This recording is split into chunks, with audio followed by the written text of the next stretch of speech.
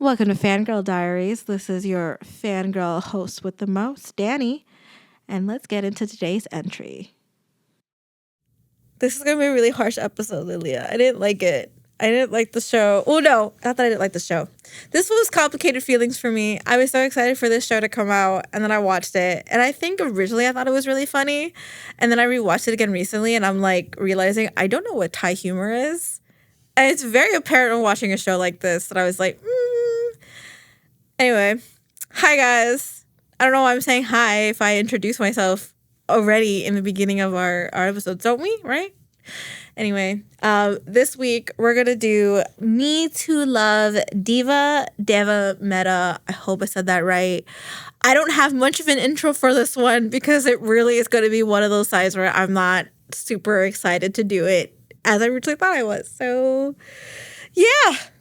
Let's get this started. Here's the description. So, Air Dolls, Neva, Inky, Fuse, and Katrina are a fierce group of high school influencer divas. However, their channel followers count isn't budging, so they turn to Goddess.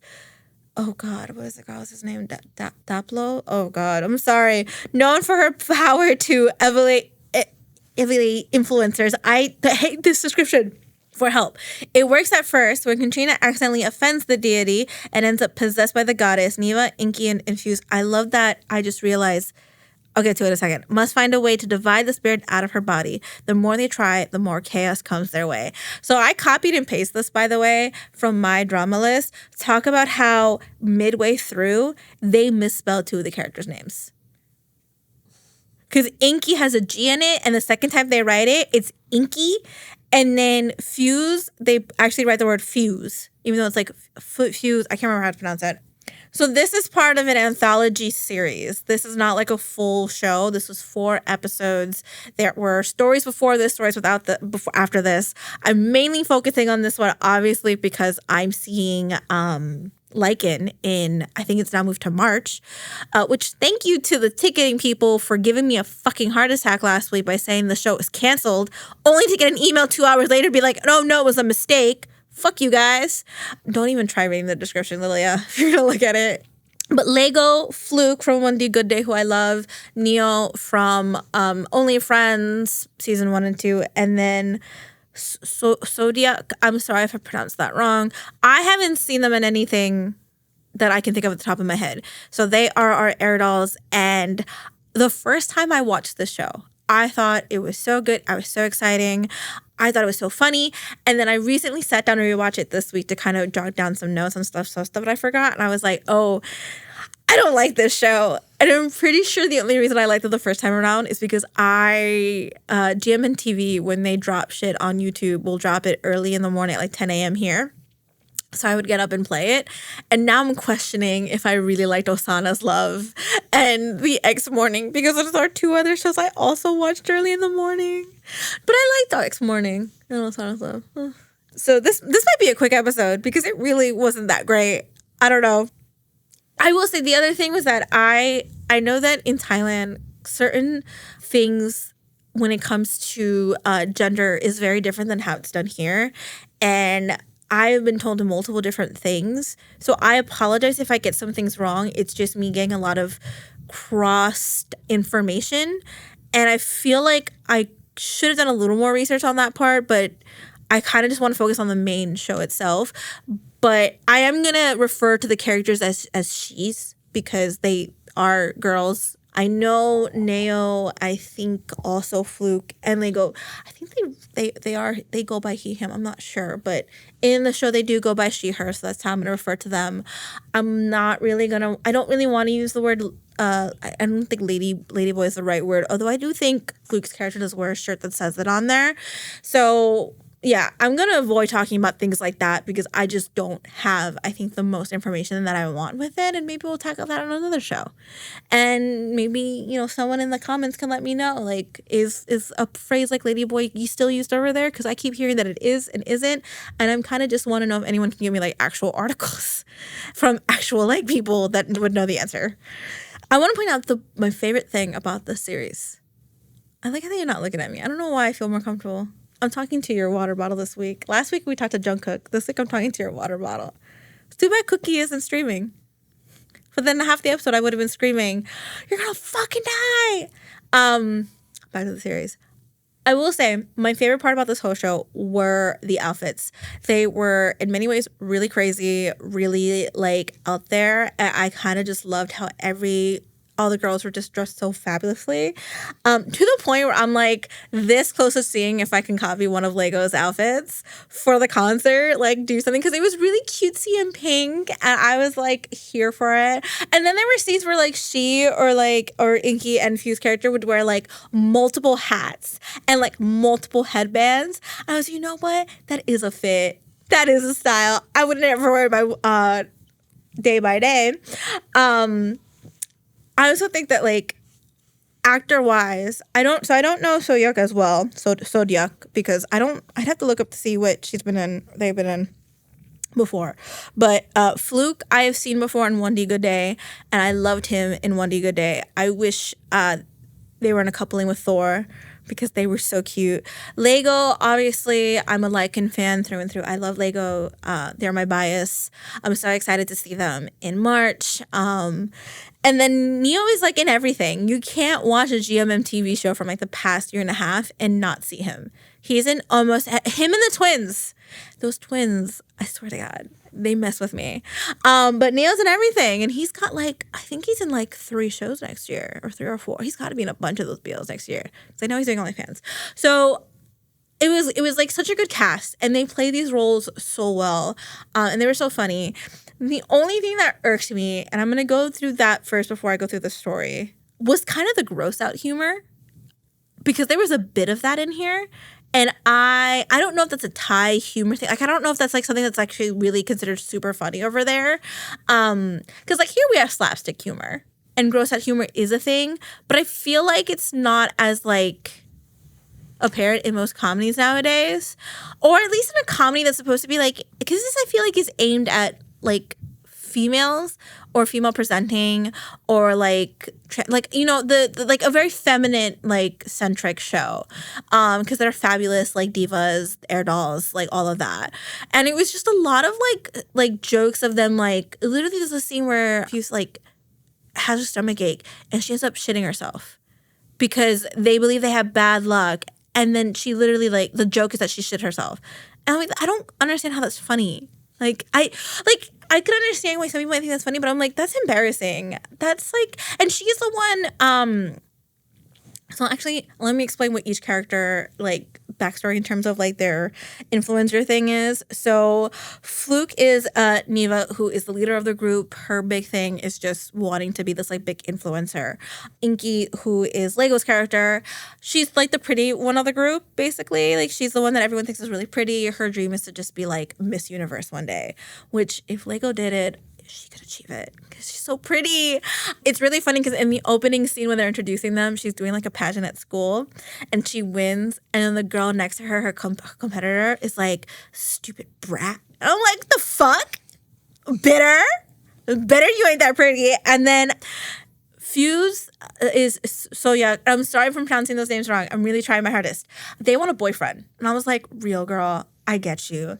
They be on Tinder and then they don't get any matches. But she's like really smart. She knows a lot. And then when it comes to Nia's character, who's Katrina, she just wants to have fun. I mean, she wants to also be a beauty queen because she claims that her parents named her after a beauty queen. She really named herself because she misspelled the beauty queen that she named herself after's name wrong. Because she's not the brightest girl, but I think it's also she just wants to be accepted by her friends. So I just thought that some of the gross out humor that was aimed towards some of them, I was like, like having Fuse shit her pants when like, I don't know why it bothered me. I was like, homegirl's already like down on her luck enough. She's not getting no matches. She just wants to find a boyfriend. Like, leave her alone. And then Neo's character was just like the cat character bothered me a lot. Like, she's some like annoying friend that like through half the series that I was watching this, I was like, why are they friends? Like, I don't understand it.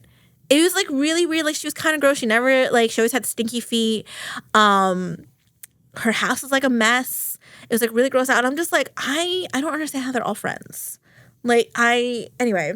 So the whole like point of the series is that they're obviously trying to get their influencer numbers up. They're at subscriber count wise 93,750 subscribers. Their goal is to get 100,000. And they're getting relatively close, but for some reason their subscriber count keeps stalling. Plus, on the side note, they're all competing for the heart of one of their juniors, whose name is Pat, who's adorable, and I was shipping him the entire time with Lego's character, with Inky. He's in a ship with someone else now outside of the series that's got a show coming out next year. But I was like, damn, they're so cute. And so that's like the whole thing. They decide to throw a party really early before they get to 100,000 subscribers, right? And then they're like, where is everybody? It turns out everyone went to this other like weird influencers party who got 1 million followers or like whatever because they made one video. And then it turns out they went to like a goddess and prayed. And I'm always really curious to read about stuff like that when it comes to like the goddesses in Thailand and temples and stuff in places like Japan and Korea, like all that stuff. But it was kind of funny because when they go to this temple, I was like, yo, that's a scam. It looked like a tourist trap. Like one of those, like, they clearly built this temple to scam tourist type things. Because you can see how fake it was. But it works. Because if you put your mind to it, anything can work. Like good luck happens when you really put your mind to positivity or some crap like that. I want to go back to Kat's character, by the way. When I say she was creepy, I mean like they throw a party. And they're all competing for Pat's attention because he's the cutie. And while the partying is happening, they're all minors. So they're high schoolers. I want to point that out. They're technically high schoolers. So some of the shit that happens on the show, I'm like, are they supposed to be high schoolers? I'm not understanding how this is funny. So Pat's a junior. I'm assuming they must be seniors, but they're minors. The whole point of their party is that they're not going to drink. No alcohol because you can have fun party without alcohol, which is true. And then halfway through the party, Kat is seen on the dance floor drinking. And Fuse goes up to her and goes, what are you doing? You're a minor. You shouldn't be drinking. And she goes, no, I was left back in kindergarten and then left back 1 year this year and left back another this year. So I'm like, girlie, how old are you that you've been left back like, what, 3 or 4 years like that? So you got to be like, depending how old they are, like in your 20s. And she's still flirting with Pat. And he's a junior, so he's much younger. I'm like, girl, that's predator behavior. I didn't find that funny. I thought it was so weird. Every time after they made that joke, I was like, no, don't do that. It's so creepy. He's a victim. I don't know. I was really mad because Neo, like Neo doesn't get a lot of like lead. He doesn't get any lead roles. And he's always the side character, the secondary character. This year, he was in My Golden Blood, where he played the lead character's best friend, who, spoiler alert, dies. In Only Friends, he's the shitty friend who sleeps with his friend's crush a couple of times when he's clearly getting courted.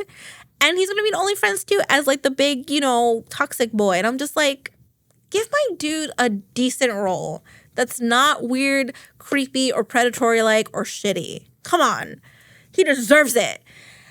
So that was my gripe with like Kat's character. It was really annoying me. I think that was like the part that when I rewatched it, I was like, oh, I just can't enjoy this. She's the cutest in the world. She's adorable. I adore Lego. Inky was such a cute character. It was kind of funny because, again, I guess this is more humor that makes sense in Thai culture when you have a lot of people who are either are transgender or who are just cross-dressing or whatever it is. Because there was a scene where she is calling Pat on the phone and her deep voice comes out and she goes, huh? And then she goes, huh? Like she picks it up volume-wise, and I'm like, oh, I can see how that's kind of funny, but I feel like it would be more funnier if you were like more in like her place of like what she was like is doing, like cross-dressing, transitioning wise.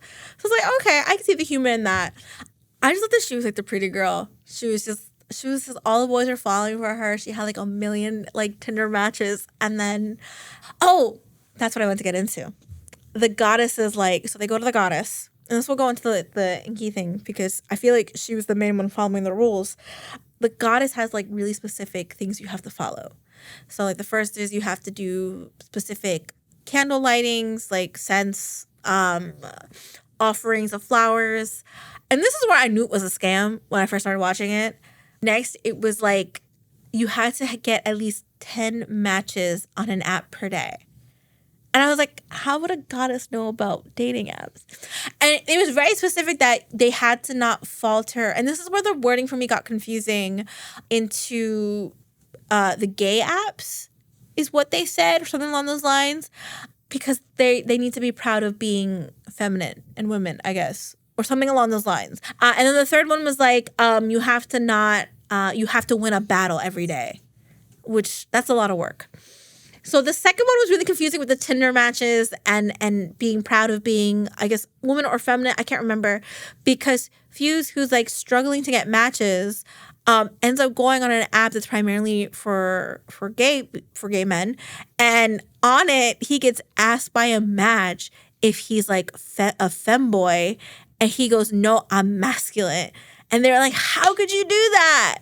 You disrupted the thing." And I'm like, what? How would the goddess know? I'm not understanding why we have a goddess for influencers. This just is a scam. To the point where, like, and then afterwards, Neva loses a whole battle because Pat didn't say hi to her. That's not fair. She kicked some boys' asses earlier. She showed what kind of a boxing queen she is. She got the whole Fight Club to do her bidding. So I don't know. This show is so. I really am like. Oh, I really kind of was like, oh. This clearly is not humor for me, but I wanted to enjoy it. And I know in my dramas it's got like a 7.6. But in general, I just don't think it was good in any way, even if I did understand the humor, I feel like. Because I just was like, this was 4 episodes. It was really rushed. Because I mean, go through the whole possession thing, right? So Kat gets possessed. And it just doesn't seem like she's actually possessed. Homegirl's clearly faking it. And then it becomes this thing where like, oh, she has to get 3 magical pieces so the goddess can actually fully take over her body. And one of the pieces, obviously, the girls kidnap her, or they have the boys kidnap her. They beat her ass and then take her to a shaman. And then again, y'all need to stop. They need to stop going off the internet to get their goddesses and shamans, because they go to a rock shaman. And this is another instance of like, aren't they supposed to be high schoolers or something? Because he starts beating Katrina with like a stick or something. Because I guess that's what they do to beat out the bad spirits. And at one point, she's like moaning about how she likes it like that. And I'm like, this dude is in his 40s. I'm pretty sure Neo's in his 30s. But if you're supposed to be playing a high schooler, that's really weird. And it seems really predatory. Like not that she's being the predator, but like it just seems really inappropriate to be having this person portray a high schooler doing something like that. And then it doesn't work. And it turns out the knife the dude had was one of her magical instruments. So they fucked up. And then the other 2 they have to get from a fucking pageant that has been going on for years and has never had a winner because the magical crown hasn't picked the right person. It was really rushed. They go through the pageant. The pageant has no money. So it starts and ends within a day. The friend group breaks up because they're all now fighting against each other. And then Neva gets, I guess, a talking to by Bank, who is like the boy that she beat up, who I guess it kind of looks like they're falling for each other, but like clearly they're not going to talk about that because they only got 4 episodes. And then they get back together and then they said, okay, we have to battle, like figure this out. And then it's revealed, because of course it's revealed later, that the goddess isn't real. That it was all AI. The whole thing was AI, Lilia. And if you look at the image, it looks like AI. I was watching a video on TikTok the other day of this girl, I don't remember where, but she was trying to find a Bible for her mom, like at a gift shop. I think they were like, I don't remember where they are. They were in some foreign country. And she goes to a couple of churches, and this is how you know AI has really really got its grips on everything. Some of these church gift shops, because those are a thing, apparently. Well, I saw a lot of them in Italy, had AI images of Jesus and Mary. And I'm like, it's not surprising that in Thailand they would, use AI for a fake goddess. I'm like, homegirl, why is the woman running the goddess shop actually believing that shit is real? Like, I'm so confused. They get to 100,000 subscribers because Katrina's like, yeah, no, I wasn't possessed. I was faking it. Wasting everyone's fucking time. And then this is what really fucking pissed me off. So in all of that, in the pageant thing, Pat goes up to Inky and is like, I need to tell you something. I actually have feelings for you. I really like you. And she's just like, I don't know how to respond. Because she's like shocked that she was the one that was picked. Mind you, throughout these 4 fucking episodes, all 4 of them have been going after this one boy. And then she suddenly decides that she can't be with him because of his crazy fans. And then all 3 of her friends are like, are you fucking stupid? We've been fighting with this boy for the past 3 episodes and you ain't doing this? And then he goes after her again. I kid you not, Lilia. Homeboy is like, oh, I got over you already. Took him 5 seconds to get over her. I was like, no, you know what? Fuck you guys. Fuck this whole fucking show. I was like, what do you mean we wasted all that time not for one of them to get with him? Because he gave up on Inky after 10 seconds. Fuck you. How dare you give up on Lego? It would have been funny, though, and I feel like they didn't do this, obviously, because they didn't reveal the new couplings until this past 2 weeks at the... I can't remember what they call it where they release all the pilots. If the guy that he is paired with for the series he's doing next year had like bumped into him during the series and they had fallen for each other, someone's going to say in the comments that he was like, someone's going to point out to me, either in the comments, probably not in the comments because we haven't really gotten any, or I'm going to find out later that it turns out that actor's in the show and I just didn't fucking realize it because I'm a moron.